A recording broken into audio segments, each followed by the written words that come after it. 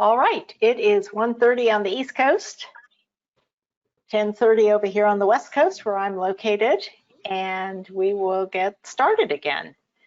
So our next panel is looking at urban air mobility, and we've got a great group to take us through this topic.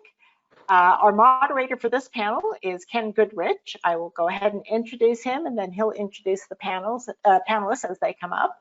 So Ken is the Deputy Project Manager for Technology of the NASA Advanced Air Mobility Project. He's located at NASA Langley Research Center in Hampton, Virginia, and has been with NASA for 35 years. He spent much of his career working on advanced small aircraft projects with an emphasis on improving safety and ease of use through the development of advanced automation and pilot interface technologies. Ken, over to you. All right, thank you, Ilanka, and appreciate everybody being here today for the urban air mobility session. For those of you not familiar with urban air mobility, it uses the third dimension for transportation to better serve the needs of our communities. It encompasses intracity, passenger, cargo, and emergency services operated by electric-powered, piloted, remotely piloted, or autonomous eVTOL aircraft. The idea of providing UAM service is not new, but electric propulsion makes air connectivity more economical and environmentally sustainable. And we have three presenters today, Todd Hodges, Johnny Dew, and Hector Garcia. Todd is going to be first up. His title is on VTOL aircraft history and design. Todd is a retired NASA Langley engineer. He was there for over 40 plus years, working in the area of VTOL design, development, and testing at NASA. Todd was a consultant on the GL10 tilt wing aircraft and a co-author on the GL10 patent. He has a diverse historical knowledge of the aeronautical technical discipline, and he works on design and propulsion integration on flight test for UAVs, and was a consultant on the Puffin VTOL PAV. Todd also researched crash-worthy composite structures. Todd, are you ready? Yes. All right, great. Take it away. All right, good day. First slide, or next slide. Okay, today I'm going to be talking about VTOL history and some general VTOL configuration considerations and VTOL rules of thumb as an overview. Next slide. This we call the VTOL wheel. Sometimes people refer to it as the wheel of misfortune. And these are actual aircraft in which hardware was built. This is vehicles. Now, a couple of them didn't fly because they couldn't even lift themselves off the ground. But at least all of these vehicles the hardware was actually built. And of course, there were thousands more VTOL design studies that don't show up on this wheel at all. Next slide. So why be interested in VTOL history? Well, if you know your VTOL history, you can lower the cost of development. You can also shorten your development schedule. And, why not start where others left off rather than redoing the mistakes others have already made? By knowing about past mistakes, you can avoid making serious mistakes yourself. Now, I would argue that conventional takeoff and landing eCTOL aircraft design is mostly a well-known science. However, I would also argue that VTOL aircraft design is still very much a black art. And it's just so complicated. There's so many things that can happen and so many things going on that it's just more complicated than conventional takeoff and landing. Next slide. Now we're going to look at the different categories on the VTOL wheel. In the whole right-hand side and a couple on the bottom, all these vehicles use the same propulsion system for hover and forward flight. And what you do between hover and forward flight is you alter the direction of the thrust, you know, from hover to cruise. Now, any engines or gearboxes that tilt require certification of the lubrication system for all of the angles of operation. Now, you might think, well, that doesn't sound very complicated. What, you know, no big deal. It actually turns out to be fairly expensive, and mistakes can be made that will lead, you know, an interruption in the lubrication of a critical part at a critical time can bring your whole aircraft down. So it actually turns out to be a fairly big deal. Fewer engines usually will lead to less weight and lower cost. This whole group here is generally the most successful VTOL group that have been flight tested. Next slide. Here's some examples. Up in the upper left, the Transcendental was actually built in the early 50s, and the Bell XV3, the mid 50s, and then all the tilt wings were generally the 60s, although a lot of the design work for the CL-84 was done in the late 50s. And culminating in the modern tilt rotors, XV15 and V22 in the lower right, and that were developed in the 70s and 80s. Next slide. Again, here's some of the others where the same propulsion system is used for hover and forward flight.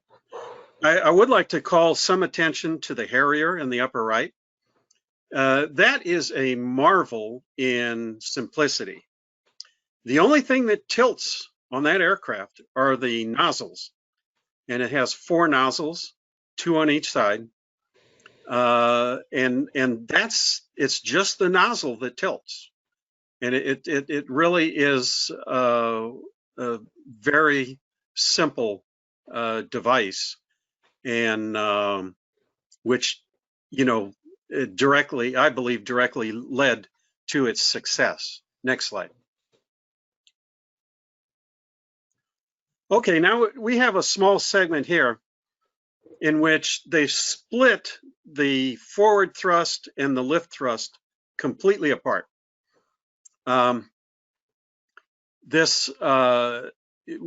These aircraft used pure lift engines and pure thrust engines. They were fairly heavy and expensive, high fuel consumption, complicated transition. You know, you got doors opening and closing, you're turning on and turning off lift fans, and this is quite a fairly complicated transition with these vehicles. Next slide. Here, the main propulsion system was used for both hover and cruise. However, it also used some additional lift that came from another source. Again, the fuel consumption and the weight was a little high on these vehicles, although not as bad as that previous category. Next. These are the vehicles that made up that category. The only aircraft that actually reached operational status was the Yak-38. I believe that's 38. Yep.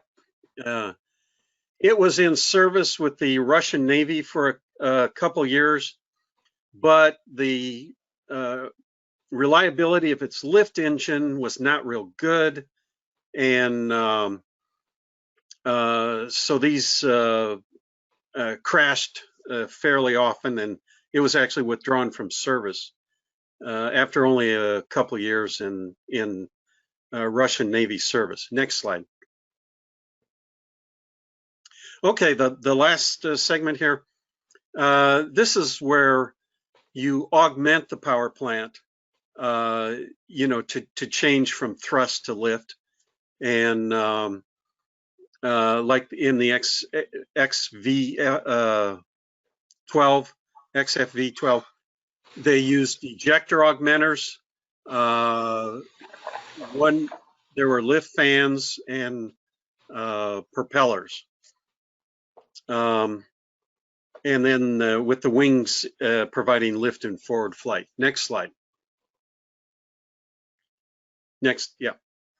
And these are the examples of that. And the only one that reached operational status is the F-35, in which the lift fan immediately behind the cockpit is actually driven off a shaft by the main engine. Well, it's F-35 only has one engine. Next slide. Now, let's just talk briefly about configurations. The configuration that you select will be dependent on the mission requirements. You know, what range you need, payload, hover, and speed, and how much hovering you need. If you want to go fast, you're going to end up in the lower right-hand corner. If your mission requires a lot of hovering, then you're going to kind of end up in the upper left-hand. And then your mission is going to determine where, you know, like how much hovering you need, how much forward speed you're going to be doing, you want to do, and it's this balance between hover requirements and the speed requirements and the, you know, payload and the mission that is going to determine the optimal VTOL configuration that you end up with. Next slide. Okay, last slide. Rules of thumb. VTOL is going to cost you more. Okay, you're really going to want vertical capability because it's going to cost you. It's going to cost more to buy, cost more to operate and maintain than a eCTOL aircraft. So you really got to want V because you're going to pay for it. Development schedule is going to be longer than eCTOLs, and one of the things that is in these VTOL designs is almost always you have substantial amount of separated flow and nonlinear aerodynamics that make analysis difficult. Your stability, control, handling qualities are issues are more complicated than eCTOL and require much more attention. And one of the things that can typically happen in VTOL is that you run out of control power somewhere in your operational envelope. You know, you get into some situation and you just run out of control power. So this is something to really watch out for, because it has happened time and time and time again. Human factors in the cockpit are more critical and more complicated and are going to require a lot more attention. The thrust, throttle, thrust lever on the V-22, they literally took a year to develop that, to get all the ergonomics and everything correct, and everything happening the right way, and vision. You know, some of these vehicles pitch large differences in deck angles, and so you're going to have to make sure you have the good vision for all deck angles. Structural dynamics. This is almost always an issue. And then related to structural dynamics are material fatigue issues. And these two, structural dynamics and fatigue, are always lurking in the background of VTOL aircraft. And however, we have, one thing that is going to help us and simplify things is new technologies like distributed electric propulsion, distributed electric aerodynamic control, you know, which are they're simpler, and because of their characteristics are just going to blow open the design space for more efficient VTOL aircraft in the future. Thank you. All right, thank you, Todd. And for the audience members just joining us for asking questions, there is in your control panel, there is a place where you can enter questions, and we'll come back to those after the panelists have finished their talk. So next up is Mr. Johnny T. Dew. He's the president of International Vehicle Research, Inc. And his title, the title of his talk is Advanced Air Mobility for Public Services, Opportunities and Challenges. And I should highlight that advanced air mobility is an expansion of the capabilities of urban air mobility. So it's the ability to operate both in urban areas as well as outside of the urban areas. Mr. Dew is the president of International Vehicle Research, Inc., focusing on autonomous electric-powered flight vehicles envisioned for the eVTOL/UAV for good missions. He's also the lead of the NASA Vertical Flight Society Transformative Vertical Flight Working Group number 4, which focuses on public services and involves over 100 industry leaders and experts to develop and roadmap develop use cases for disaster relief, search and rescue, police and firefighting, medical, and military eVTOL applications. He has over 30 years of experience in managing and developing manned and unmanned aviation products, from high-performance piston aircraft, personal and business jets, regional aircraft, new generation aviation engines, to unmanned aerial vehicles. Experiences range from engineering, product design, advanced technology, program management, MRO, and flight training, to marketing and business development, with many years of executive level responsibilities. He was previously Executive VP for Advanced Technology, Executive VP of Marketing and Business Development, Senior VP for Engineering and Product Integrity at Continental Motors. Prior to Continental, he was Vice President at Diamond Aircraft in Canada, had full responsibility for the new generation personal jet program, led the successful development of the all-composite single-engine personal jet. He has a master's degree in aerospace engineering from the University of Colorado. He's the lead author of the NASA Electric Vertical Takeoff and Landing Aircraft Technology for Public Services Whitepaper. Johnny, you ready? Yep. Thank you, Ken. Take it away. All right. Well, you already introduced most of my slides, so I think I can have an easy job here. Thank you. Let's move for the next slide. Yes, thank you. Actually, we just briefly talk about the 4 working group for the transformative vertical flight. Serene this morning already talked about the working group 3, and we have 2 additional working group. Group 1 is talking about the focusing on private and recreational vehicles, and working group 2 is mostly the commercial intracity urban air mobility focus. And working group 4 really, we're not picky. We'll take anything that flies and vertically, hopefully cost effectively, easy to fly, put it to good use. Next slide, please. We have seen very dramatic development the last few years of a new type of vehicles. Almost like everyone has its own unique design.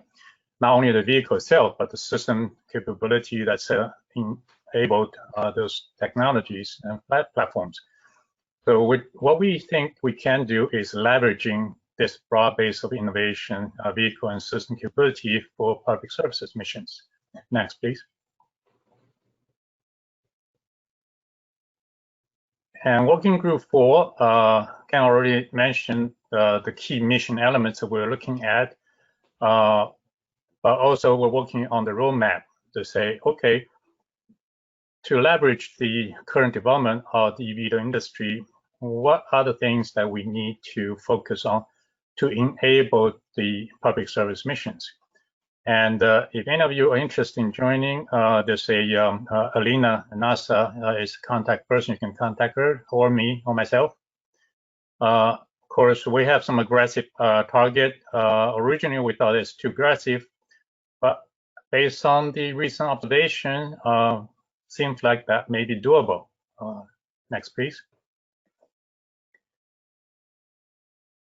I can mention that we're working on a white paper, focusing on some very attractive use cases, including fighting wildfire, logistic, natural disaster, humanitarian crisis, medevac, law enforcement, public safety, as well as last mile aerial delivery. So we're at the final stage of final review and release process. So hopefully in a few weeks you see it. Next, please. Of course, one thing we think is important. Why are we doing all this? One of the key things for UAM and the broader AAM community is the public acceptance. The public service missions can really help forge positive public opinion and acceptance. People can see that not only that early stage we have the wealthy people can go from place to place. Hopefully our goal is for all the everybody can fly around in the eVTOL. But there's still some concern about noise, privacy, all the other community considerations. But able to see the eVTOL come in and take people to the hospital, within the golden hour, save a life, I think that's going to help big time in the public acceptance. Next, please. And we need, for those missions, we need specific designed platform based on the eVTOL technologies that's under development right now. For example, a vehicle that can not only fly over to the disaster area, but maybe in the earthquake zone that it can cross over the rugged terrain and reach the person that's injured, or one that's compact enough and yet specific design so that it can land alongside the highway to get the injured person from a car accident straight to the hospital emergency room quickly. Those are very specific vehicle design that need to be tailored for maybe a narrow market volume-wise. However, the value added level could be higher than general purpose units. Next, please. And of course, what we really want to do also is to leverage large volume production eVTOL for public service mission. We always have this, what we call it, the COTS, commercial off-the-shelf capabilities, including for all the government acquisitions and so on. the picture at the bottom showed example that basically it's a commercial turboprop regional aircraft, and minor modification, it become a very useful C-26 for the Air Force, and can also be modified and to mount the side-looking array radar for the Swedish Air Force program. So if we can leverage the cost base, we can make those platforms more affordable, more readily available at the earlier stage. Next, please. Of course, there's a lot of potential missions and operators. I'm not going to read all the details, but you guys can all imagine.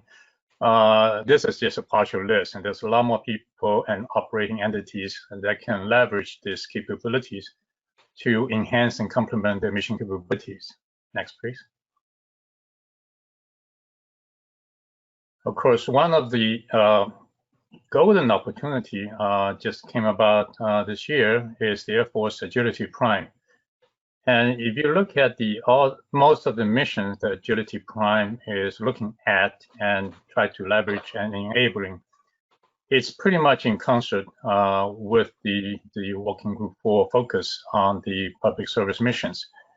And the Agility Prime is such an refreshing approach to accelerate this whole process. So I think that is going to be a key enabler to early adoption of public service missions. Next, please. And in this morning's session, we talked, the panelists talked about the potential impact on pandemic and the potential pros and cons of future development. Actually, why don't we talk about the pandemic response with evtol technology? Hopefully not, but if we have another pandemic a few years down the road, what can evtol do? What can we leverage? Because a lot of challenges that we have in the pandemic is lack of resources, lack of equipment, lack of vaccines and all that stuff. Of course, vaccine has to be developed, but once it's available, we need to distribute it. So significantly, it's a logistic challenge. And even the people, the specialists, the experts, we need to cycle them through to the hot zone and so on. And we need to be able to transport desperately needed equipment and supplies to the right place at the right time. So I'm also working on a SAE Edge report, specifically dive into this particular opportunities and challenges. Next, please.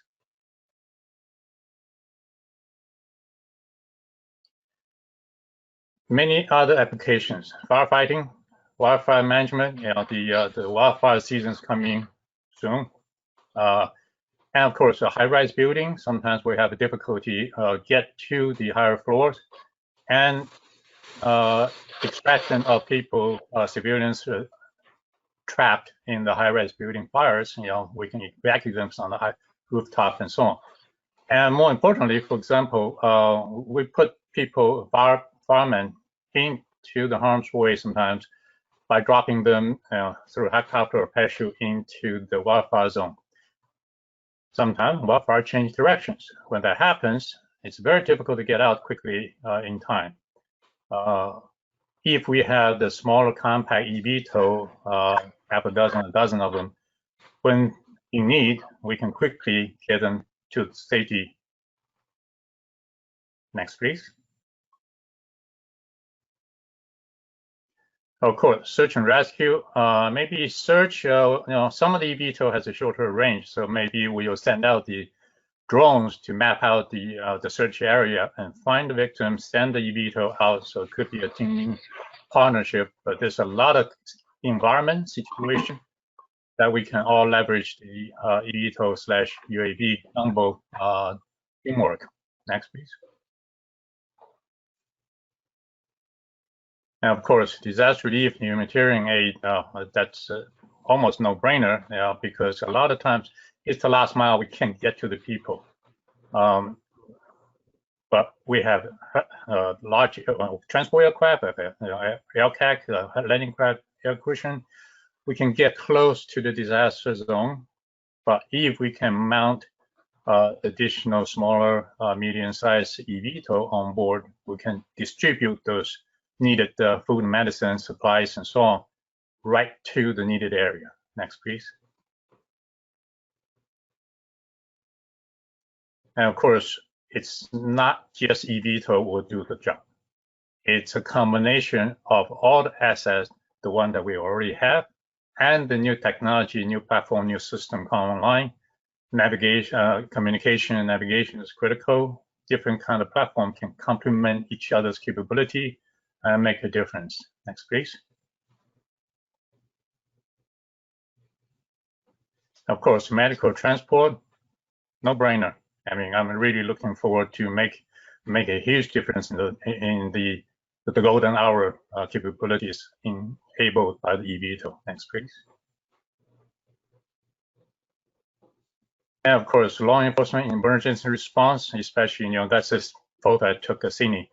If you look at, this one bridge across the two large areas, if one side you have the asset, the other side have the problem, and the ground transportation can be a real challenge. But if we have a whole bunch of eVTOLs, that response time can be significantly reduced. Next, please. Of course, military operation, no doubt about that, need to be modular, need to be convertible. You can deliver supplies and evacuate the injured person at the same time. Next, please. And of course, Marine Corps has the need for ship to shore. Let's just advance the last few slides. I think you can get the gist. But fundamentally, a lot of opportunity and a lot of business opportunity to go with it. What I like to do is enable, we have over 100 membership, but what we can do, we need more ideas, more contributions, more development, enabling those capabilities, leveraging the industry that's already moving forward. So with that, if we move just through the last slide, you can have my email. I think that my email is on it. So feel free, if you want to know more about this area, feel free to contact me. We'll talk more. Back to you, Ken. All right, great. Thank you, Johnny. Our third presenter today is Hector Garcia from Honeywell.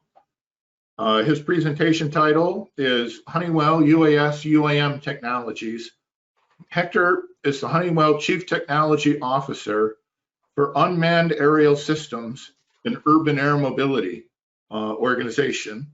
He leads a highly motivated and skilled engineering team in developing and integrating innovative, safe, and cost-effective technologies across the entire UAS UAM ecosystem.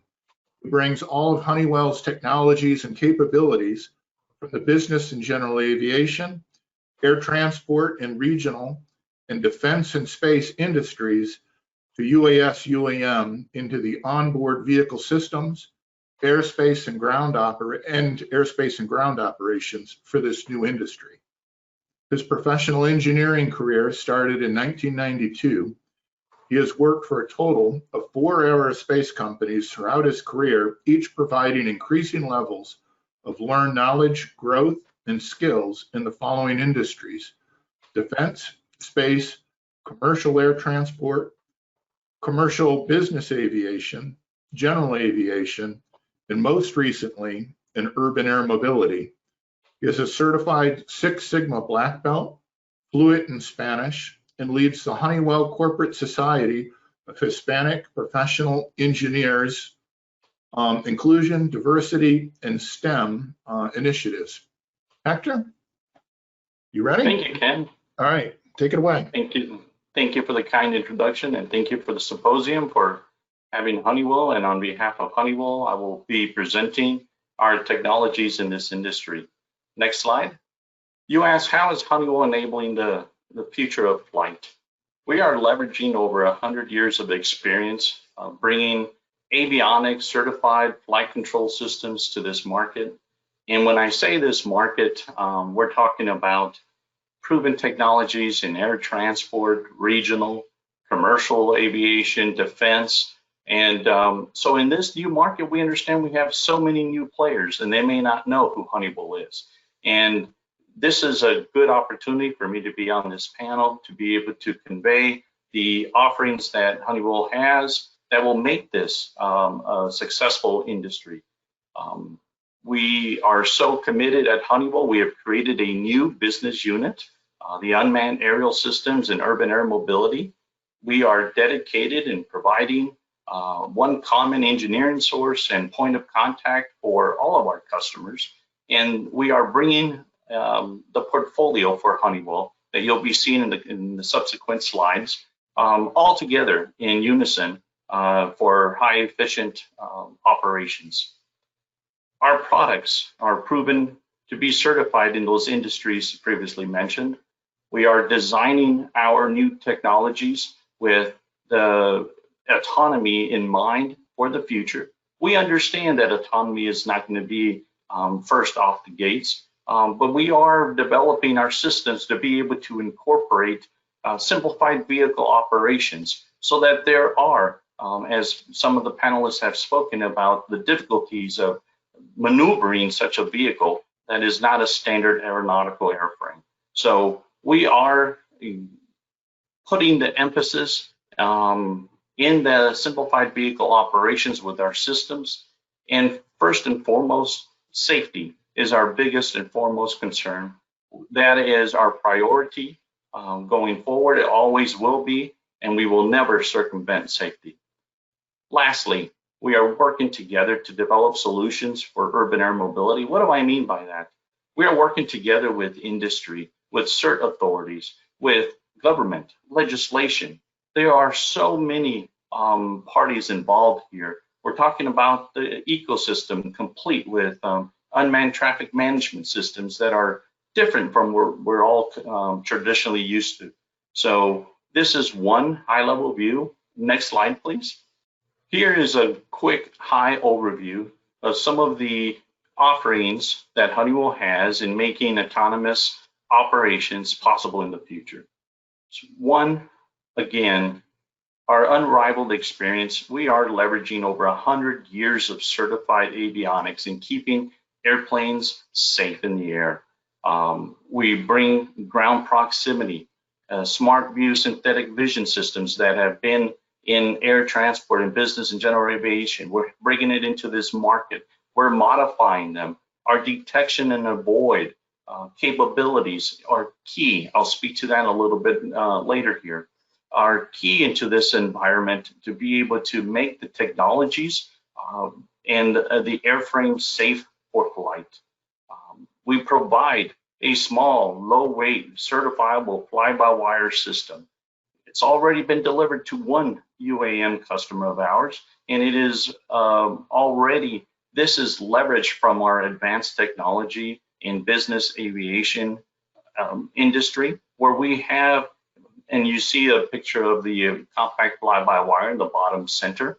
That is a technology that we have already in place, certified in other industries and markets, and we're working to get the flight controls embedded in with our urban air mobility customers, and we have many more in the future to bring these solutions, and we'll be able to leverage all of our expertise in certifying complex products. So Honeywell provide the opportunities to bring less of risk with certification now that we leverage what it is to have complicated systems, very complex control algorithms, all in a compact form factor. Similarly, another great leverage for Honeywell is the RDR-84K multi-purpose radar. It is down, a picture of it is shown in the bottom left, and that is leveraging one of our technologies to be able to have the detection and avoidance mechanisms, algorithms, to be able to incorporate both in small, medium, large cargo vehicles, and definitely in the urban air mobility. It can also be used for different forms of detection. We won't go into those details here because we can have a whole discussion on that technology alone. And I don't want to demean neither our fly-by-wire capability or our radar capability, but not in this forum. We are here, at least my representation of Honeywell is to give you a high overview of our offerings. We emphasize again that we are an industry leader in safety, reliability, in our inertial systems and our navigational systems. We have those in all of the markets: defense, space, air transport, commercial, and we are sizing them appropriately for this market. Those are key also in our detection, avoidance, and our flight controls. We integrate the whole systems together through our vehicle management platform. We also provide cockpit solutions for that is sized, weight, and power appropriate for our vehicle management platforms that you see down in the center, along with our cockpit solutions that we actually customize for each customer so that they have a user interface that is unique to them and is different, even though our systems could be representative on other vehicles. They are able to, working with us, to uniquely customize their look and feel. And once again, we are investing in this technology, and we understand the market needs, and we are willing to help and to modify and customize as we need to meet the intended scenarios. Next slide, please. In our offerings for Honeywell, we also offer electromechanical and thermal solutions. All your pictures are denoted there on the right. We offer the HTS 900 hybrid engine with two 200 kilowatt generators leading in power density and fuel consumption. This would be for like your heavy cargo unmanned vehicle, where you need a heavy lift, long distance capability. We understand this is not an offering for the urban eVTOL environment, but there is a place for heavy cargo unmanned VTOL vehicles, and that is a wonderful solution for that. Also proven technology for years and years. Our micro VCS provides a lightweight oil-free solution for system cooling for equipment and passengers. Not only is this system based off of cabin cooling and heating systems, now we are able to uniquely modify this micro VCS to actually cool batteries. As we all know, that is one of the biggest challenges that all vehicle manufacturers in this industry are facing. And we have solutions that can help for both size, weight, and power. And this product is ready for offering, as well as the other ones that I have mentioned in the past. We also have smart linear and rotary light duty precision actuators, fully integrated with electronic controllers. So those are key if you want to have complete control within the actuation of the moving surfaces, tied directly to the vehicle management system, tied directly to your flight controls. We offer a complete integrated solution for those types, or we can also offer federated products as well. So our actuation systems are, when they're offered and embedded in with the rest of our vehicle management system, is all nicely integrated, and Honeywell is able to do that for our customers. Lastly, Honeywell has joined in a partnership with Denso for world-class high reliability and high integrity motor solutions for the UAS vehicles. So Denso has the history for the electric motors. We are bringing the leverage experience and skill set on how to certify products in the aerospace environment. So that partnership is key. That partnership is very helpful to leading in other directions for complete integrated solutions for Honeywell and our customers. And next slide. So thank you very much for the opportunity. And Ken, I will hand it back to you for any questions for our panelists. All right, great. Thank you, Hector. I guess one of the questions I had listening to all three panelists is how much is all this going to cost, or what do you think the economics of this market need to be? And I guess you look at the cost of traditional aerospace vehicles, and even for a very simple single engine piston airplane, you're looking at costs that are $500,000. Higher performance turboprops, even still single engine, several $1 million. So I'm curious, I'd like to get the thoughts on the panelists of what economics do you think need to be achieved for the market to begin to be viable, and what do you think that the opportunities are in terms of economies of scale as the concept gains momentum? I guess, Hector, if you don't mind, I'll ask you to go first, and then maybe follow up with Johnny. He can talk from a public use perspective, and then Todd will have you hit cleanup from a design perspective. Sure, Ken. You ask a very tough decision to answer in this type of forum on cost, okay? I won't go too specific because we have so many pursuits going on today, and we want to make sure that we're fair to our customers that we're working with. But let me answer the question. It is definitely not the same costs that we see as we incorporate these technologies in air transport, business jet, defense, military, or even that general aviation, all right? We understand at Honeywell that these costs have to be much lower. And this is the reason why we are making this special attention with our new business unit to make sure that we leverage these technologies to get the cost and the size, the weight, and the power that is needed for this industry. We understand that it has to be significantly, and we're talking like a whole, basically a decimal point difference, okay, to the left on the cost. So I don't want to get into actual numbers because that could probably compromise a lot of our pursuit efforts that we have with many potential people, viewers on the screen today. All right, thanks, Hector. Johnny, what are your thoughts on economics and the public use mission? Well, it depends on how much Hector charges us on a subsystem.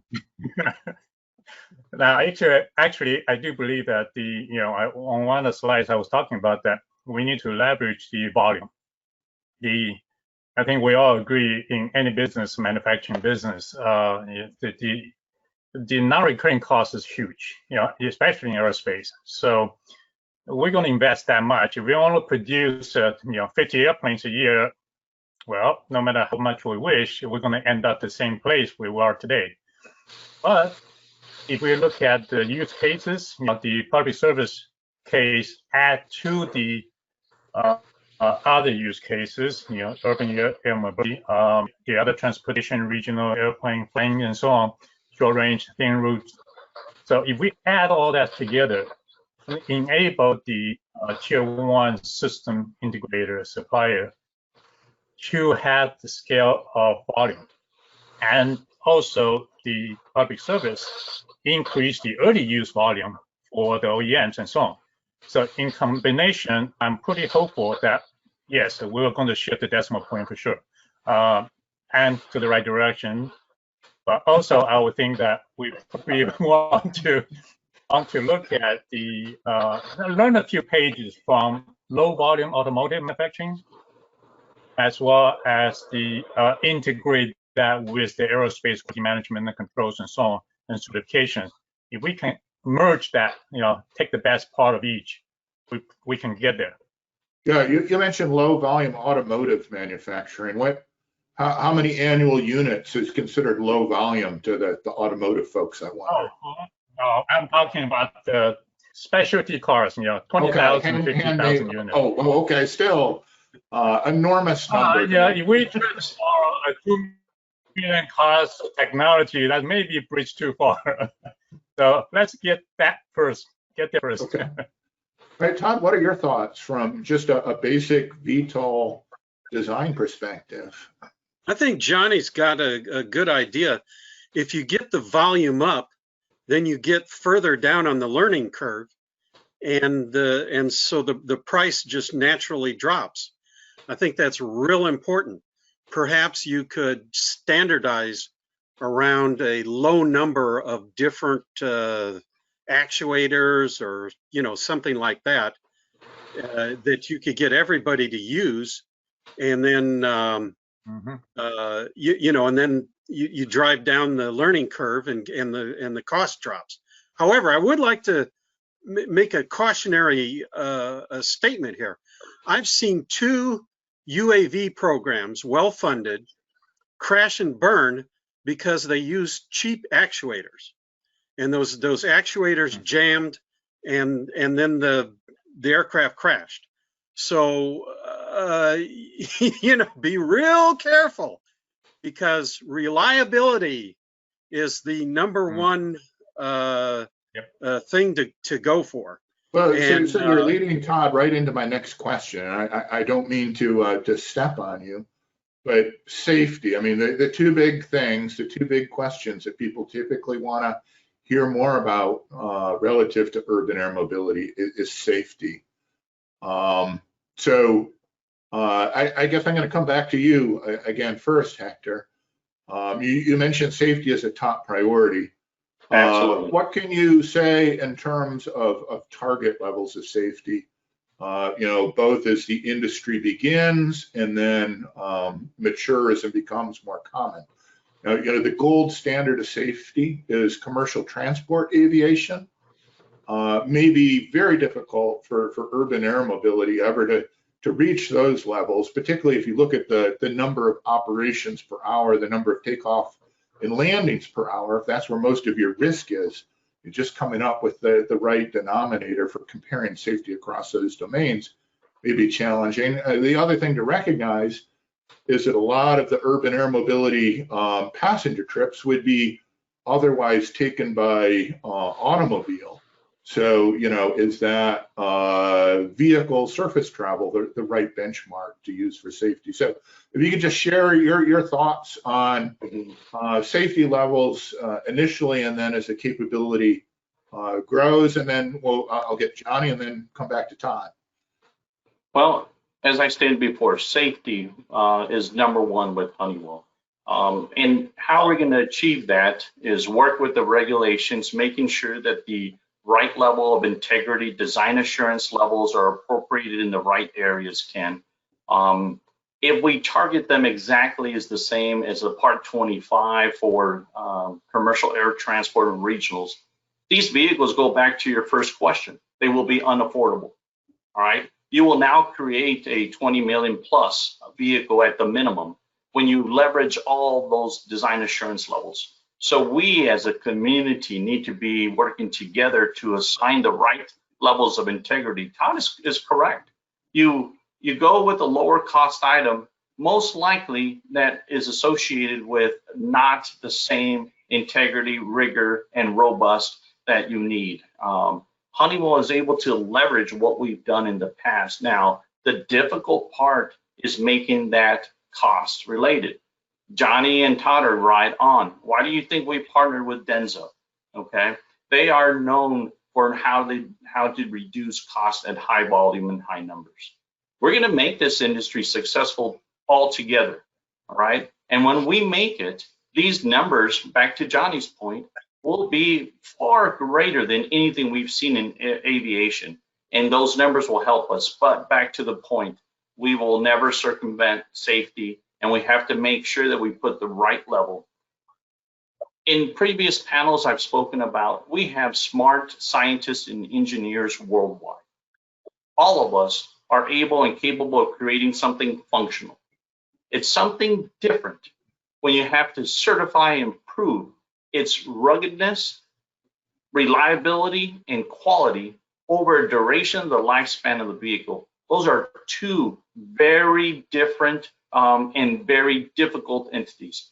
The first one I mentioned, we all can create that. We've seen pictures of bathtubs flying, right? We all can do that. The problem is making sure that the rigor is in there, the integrities are at the right level, and prove it time and time again.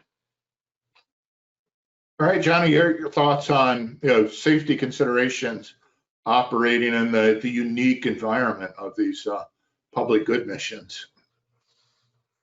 Well, I agree with Hector. I think fundamentally, if you try to make every part the same qualifications, reliability as Part 25 class airplanes.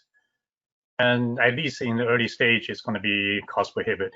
However, I think one of the opportunity we have here with the distributed electric propulsion is that electric motors are inherently very, very safe, reliable, today's standard, also the propelled motors. And the configuration of the airplane. So what I'm saying is we could design not just totally simply rely on component reliability or engine reliability or something, but it's a combination of safety. I think we need to drive towards safety of design for safety, not only depend on reliability. It's a combination, it's a system safety that in the end matters. And if we do smart design, I'm confident that we can drive the requirement down in some cases without sacrificing the safety. I think that's one of the key areas. And one of the things I think we're going to learn how to walk before we run. And one of the key areas that I'm keep pushing the possible use for use. Some of the public use mission is either we don't have to put people on board just yet.